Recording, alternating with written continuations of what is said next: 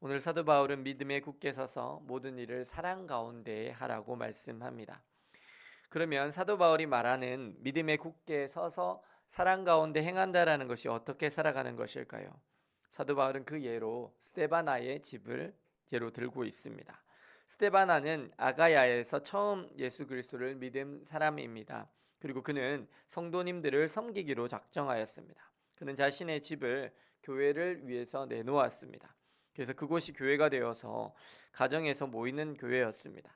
신약 교회를 보면 가정에서 모였던 교회들이 많습니다. 마가의 다락방에서 예루살렘 교회가 모였습니다. 스데바나의 집에서 교회가 모였습니다. 그리고 빌립보 교회 초기에는 자주장사 루디아의 집에서 모였습니다. 그리고 그 가정에서 모이는 교회를 섬기는 사람들이 있었습니다. 오늘 본문에서 스데바나와 브드나도 아가이오와 같은 사람들이 교회에 부족한 것을 채웠다고 말씀하고 있습니다. 그리고 아골라와 브리스가도 그런 사람들이었습니다. 그들 역시 자신의 집에서 교회가 모이도록 하였습니다.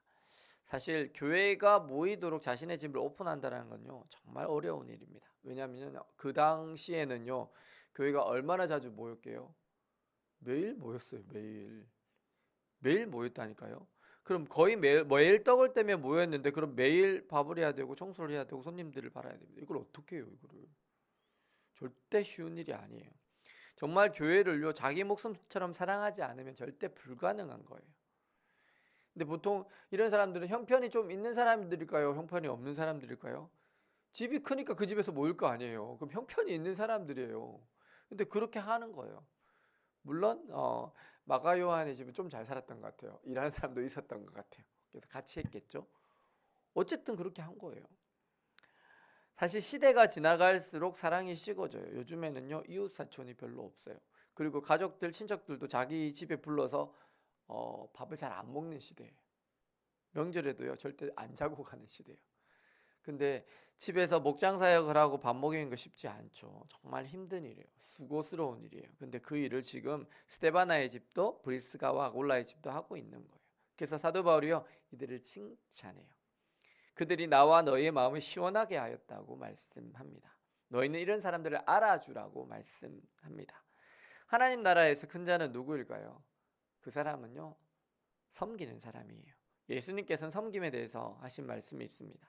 마가복음 10장 45절에 내가 섬김을 받으러 온 줄로 생각지 말라. 인자가 온 것은 섬김을 받으려 함이 아니라 도리어 섬기려 하고 자기 목숨을 많은 사람의 대속물로 주려 함이니라 말씀합니다. 예수님은 섬기시는 분이셨습니다. 제자들이 예루살렘 교회가 시작되고 나서 왜 그들이 식탁에서 섬겼을까요? 이건 누구한테 보고 배운 것일까요? 바로 예수님이셨죠. 예수님은 왜 부활하시고 나서 고기 잡으러 가버린 베드로와 제자들을 찾아오셔서 조반을 지어 먹이셨을까요? 이때 딱 한 번만 예수님이 조반을 지어서 제자들을 먹이셨을까요? 아닙니다. 이게요, 그 음식을 만들어서 먹이는 것도 하던 사람이 잘하지 아무나 잘하지 않아요. 갑자기 하려면 되지도 않아요. 3년 동안 수시로 예수님 제자들을 먹이셨던 거예요. 밥을 지어 주시기도 하시고 그들을 사랑으로 섬겨 주셨어요. 그래서 제자들이요 자연스럽게 예수님으로부터 보고 배운 거예요. 그래서 그들도 예루살렘 교회에서 섬기는 사람이 되었습니다. 그리고 그들에게 복음을 전해받은 사람들도 똑같이 섬기는 사람으로 나아가고 있습니다. 하나님의 나라의 역사는 섬기는 사람들을 통해서 이루어집니다. 사도 바울도 지금 집에서 가정에서 모이는 교회, 우리로 친다면 목장을 준비하며 그 속에서 음식을 만들어 먹고 서로 삶을 나누는 공동체를 세워가는 스데바나와 브리스가와 아골라와 같은 사람들을 너무나 칭찬하고 있습니다. 주님도 이것을 너무나 기뻐하십니다. 우리가 목장으로 모이고 우리가 정말 우리의 삶을 나누며 함께 공동체로서 자라가는 것은 우리 예수님께서 원하셨던 방식이고 제자들이 세웠던 교회의 방식이고 신약교회가 나아갔던 방식입니다. 안타깝게도 교회가 대형화되고 조직화되면서 가장 중요한 본질인 친밀감을 잃어버리는 것은 아닌지 모르겠습니다. 예수님은 제자를 세우셨습니다. 그리고 그 제자들과 3년 동안 함께 먹고 자며 생활하시고 사역하셨습니다. 예수님의 방식은 언제나 그분이 먼저 모범을 보여서 따라하게 하는 방식이었습니다. 그리고 그 제자들도 똑같이 예수님처럼 제자를 양육해냈습니다. 그래서 교회는요 예수님을 닮은 제자들을 만들어내는 곳입니다. 그리고 이것은 목사인 저부터 예수님을 닮아가지 않으면 불가능한 것입니다. 사랑하는 여러분, 천국은 믿음으로 굳게 서서 예수님의 마음으로 사랑하며 섬기는 사람들의 나라입니다. 예수님을 많이 닮으면 닮을수록 천국에서 누리는 삶이 될 것입니다.